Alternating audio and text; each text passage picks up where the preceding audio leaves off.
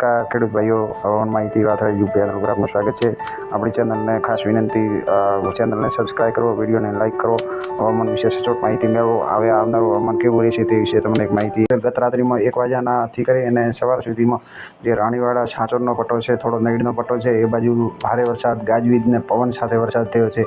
ત્યાં ભારે પાકને પણ, બાજરીને પણ નુકસાન કરે, જુવારને નુકસાન કરે તેવો પવન સાથે ખૂબ ભારે વરસાદ નોંધાણો છે અને એ 15-20 મિનિટમાં એ ખાસો બધો પાકને નુકસાન કરે તેવો વરસાદ નોંધાયો છે। એ આપણે આવતો એ થોડો અટકી ગયો એનું કારણ કે આપણે વિરુદ્ધ દિશાના પવન એ વખતે હતા, એટલે આપણા સુધી એ તોફાન પહોંચ્યું નહીં। ગાજવીજનું ભારે તોફાન હતું પવન સાથે।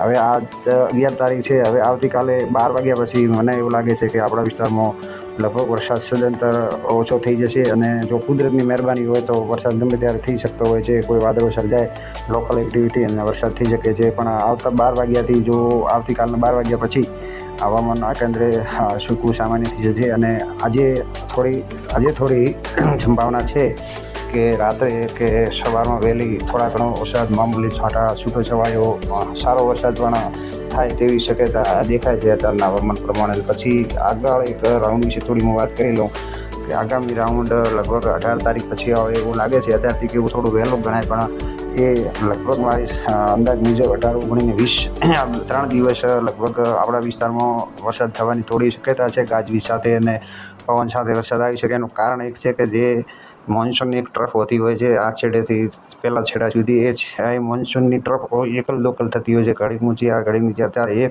19-20 તારીખ આસપાસ આપણા વિસ્તાર તરફ થોડીક એ મોન્સૂન ટ્રફ આવશે ને એક જે આ બંગાળની ખાડીનું જે લો પ્રેશર છે એ થોડો મધ્યપ્રદેશ ઉપર આવે એટલે એના અસરથી આપણા વિસ્તારમાં લગભગ ભગવાન કરે તો 18, 19, 20 આ 3 દિવસમાં સારો વરસાદ નોંધાય એવી હાલ મને શક્યતા દેખાઈ રહી છે। બીજું તમને એક ખાસ વાત કરી લઉં કે મોડલના આધારે આગાહી કરવી કે મોડલ જોઈને આપણે કહીએ કે આપણા વિસ્તારમાં વરસાદ થશે, એ વરસાદ એવી રીતે મોડલના કહેવા પ્રમાણે ક્યાંય વરસાદ જોવા મળતો નથી ખેડૂત ભાઈઓ। હું મોડલના આગાહી જોઉં છું, પણ એના આધારે આગાહી સચોટ કરવી એ મુશ્કેલ છે અને સચોટ પડતી પણ નથી। એ વેધરના મોડલો જોઈ અને એના આધારે આગાહી કરી ન શકાય।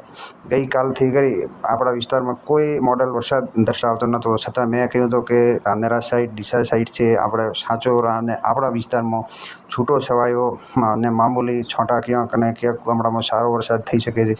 તો આપણા વિસ્તારમાં એ પ્રમાણે એકદમ પરફેક્ટ વાતાવરણ મેં જે આગાહી કરી હતી એ પ્રમાણે આપણા વિસ્તારમાં જોવા મળ્યું છે। અને બીજું, તમે મોડલ ઉપર ખૂબ વિશ્વાસ ના કરતા। એ મોડલની 2-3 દિવસની આગાહી સાચી પડતી હોય છે, પણ લાંબા ગાળાની એ મોડલ સચોટ નથી હોતા, એટલે એના આધારે આપણે વરસાદ જોઈને તમે કહો કે આ તારીખમાં વરસાદ થઈ જશે, પણ એવું બનતું નથી, કારણ કે મોડલ 24 કલાકમાં એના વરસાદ થવાના ફેરફાર ચેન્જ કરતું હોય છે। 24 કલાક પછી હવે આપણા વિસ્તારમાં વરસાદ બતાવતો હોય એ પછી 24 કલાક પછી બિલકુલ આપણા વિસ્તારમાં વરસાદ ના પણ દર્શાવતો હોય છે, એટલે એ ફેરફાર કરતો હોય છે આ મોડલો બધા, એટલે એના આધારે સચોટ આગાહી કરી શકાતી નથી।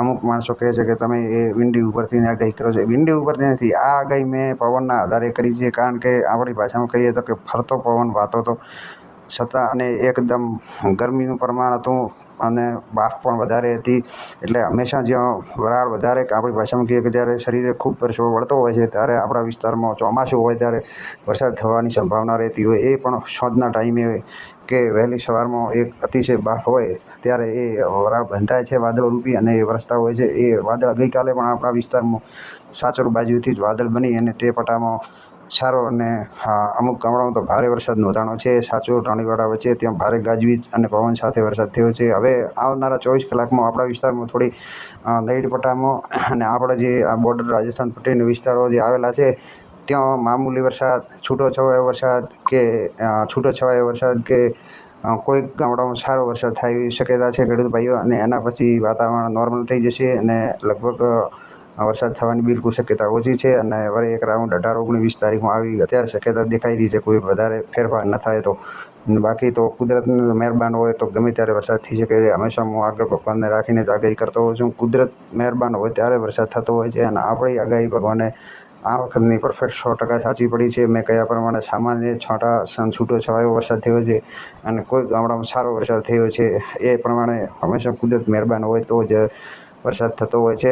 મોડલના આધારે ફરીથી કહું કે આગાહી થતી નથી ખેડૂત ભાઈઓ। અને આપણી ચેનલ હવામાન માહિતી હિન્દી લખેલું તમે યુટ્યુબ ઉપર સર્ચ કરશો તો આપણી ચેનલ તમને જોવા મળશે અને સબસ્ક્રાઈબ કરો એવું બટન છે, એ બટન પર ક્લિક કરશો એટલે આપણી ચેનલ સબસ્ક્રાઈબ થઈ જશે ખેડૂત ભાઈઓ. તો મારા સબસ્ક્રાઈબર છે એમાં મને ફાયદો થાય અને આપણે પણ નિરંતર વિડીયો જોવા મળશે. અને જે નોટિફિકેશનનું બટન આવે છે એ બટન પણ તમે એક ફરીથી નીચેનું બટન આવશે એમાં એ નોટિફિકેશનનું બટન પણ દબાવશો એટલે તમને મારા વિડીયો જેવું યુટ્યુબ ખોલશો એવું તમને તમારા મોબાઈલ ઉપર જોવા મળશે ખેડૂત ભાઈઓ. બસ એ જ આજે થોડો વિડીયો લાંબો થયો એની બદલ માફી માગું. જય હિન્દ, જય જવાન, જય કિસાન.